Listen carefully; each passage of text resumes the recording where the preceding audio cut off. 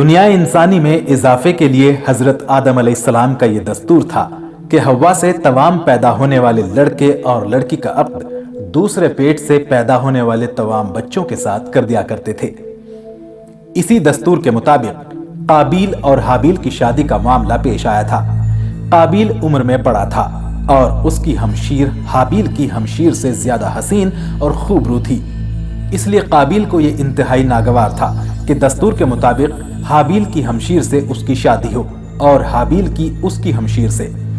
معاملہ ختم کرنے کے لیے حضرت آدم علیہ السلام نے یہ فیصلہ کیا کہ دونوں اپنی اپنی قربانی حق تعالیٰ کی جانب میں پیش کریں، جس کی قربانی قبول ہو جائے وہی ارادے کو پورا کرنے کا مستحق ہے۔ جیسا کہ تورات سے معلوم ہوتا ہے کہ اس زمانے میں قربانی کی قبولیت کا یہ الہامی دستور تھا کہ نذر و قربانی کی چیز کسی بلند جگہ پر رکھ دی جاتی اور آسمان سے آگ نمودار ہو کر اس کو جلا دیتی۔ اس قانون کے مطابق حابیل نے اپنے ریوڑ میں سے ایک بہترین دمبا خدا کی نذر کیا اور قابیل اپنی کھیتی کے غلے میں سے ردی قسم کا غلہ قربانی کے لیے پیش کرنے پہنچا۔ دونوں کی حسن نیت اور بدنیت کا اندازہ اسی عمل سے ہو گیا، لہٰذا حسب دستور آگ نے آ کر حابیل کی نذر کو جلا دیا اور اس طرح قبولیت کا شرف اس کے حق میں آیا۔ وَاتْلُ عَلَيْهِمْ نَبَأَ ابْنَيْ آدَمَ بِالْحَقِّ إِذْ قَرَّبَا قُرْبَانًا فَتُقُبِّلَ مِنْ أَحَدِهِمَا وَلَمْ يُتَقَبَّلْ مِنَ الْآخَرِ قَالَ لَأَقْتُلَنَّكَ قَالَ إِنَّمَا يَتَقَبَّلُ اللَّهُ مِنَ الْمُتَّقِينَ۔ اور انہیں پڑھ کر سناؤ آدم کے دو بیٹوں کی سچی خبر، جب دونوں نے ایک ایک نیاز پیش کی تو ایک کی قبول ہوئی اور دوسرے کی نہ قبول ہوئی۔ بولا قسم ہے میں تجھے قتل کر دوں گا، کہا اللہ اسی سے قبول کرتا ہے جسے ڈر ہے۔ قابیل اپنی اس توہین کو کسی طرح برداشت نہ کر سکا اور اس نے غیظ و غضب میں آ کر حابیل سے کہا کہ میں تجھ کو قتل کیے بغیر نہ چھوڑوں گا تاکہ تو اپنی مراد کو نہ پہنچ سکے۔ حابیل نے کہا میں تو کسی طرح تجھ پر ہاتھ نہیں اٹھاؤں گا، باقی تیری جو مرضی آئے وہ کر۔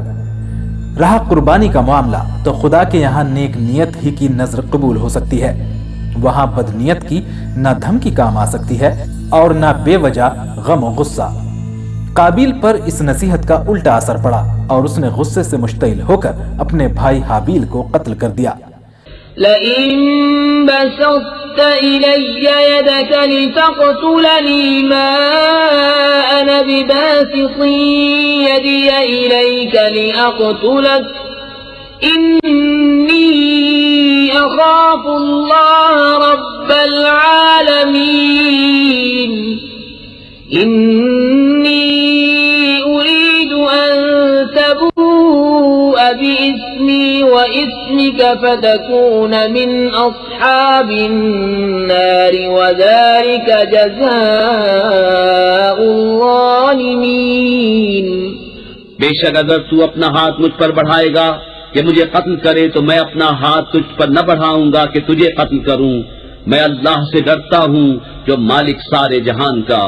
میں تو یہ چاہتا ہوں کہ میرا اور تیرا گناہ دونوں تیرے ہی پلے پڑے تو تو دوزخی ہو جائے، اور بے انصافوں کی یہی سزا ہے۔ قتل کے بعد قابیل حیران تھا کہ اس نعش کا کیا کرے۔ ابھی تک نسل آدم قتل سے دوچار نہیں ہوئی تھی اور اس لیے حضرت آدم نے مردے کے بارے میں کوئی حکم الہی نہیں سنایا تھا۔ یکایک اس نے دیکھا کہ کوے نے زمین کو کرید کر گڈھا کھودا۔ قابیل کو لگا کہ مجھے بھی اپنے بھائی کے لیے اس طرح گڈھا کھودنا چاہیے، اور بعض روایات میں ہے کہ کوے نے دوسرے مردے کوے کو اس گڈھے میں چھپا دیا۔ فبعث الله غرابا يبحث في الأرض ليريه كيف يواري سوءة أخيه قال يا ويلتى أعجزت أن أكون مثل هذا الغراب فأواري سوءة أخي فأصبح من النادمين۔ تو اللہ نے کوا بھیجا زمین کو ریتتا کہ اسے دکھائے کیوں کر اپنے بھائی کی لاش چھپائے۔ بولا ہائے خرابی، میں اس کوے جیسا بھی نہ ہو سکا، کہ میں اپنے بھائی کی لاش چھپاتا تو پچھتاتا رہ گیا۔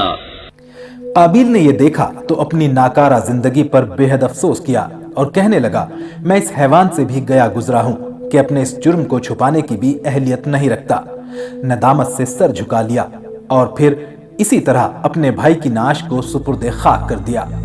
حضرت عبداللہ بن مسعود رضی اللہ عنہ سے روایت ہے کہ رسول اللہ صلی اللہ علیہ وسلم نے فرمایا، دنیا میں جب بھی کوئی ظلم سے قتل ہوتا ہے تو اس کا گناہ حضرت آدم علیہ السلام کے پہلے بیٹے کی گردن پر ضرور ہوتا ہے، اس لیے کہ وہ پہلا شخص ہے جس نے ظالمانہ قتل کی ابتدا کی اور یہ ناپاک سنت جاری کی۔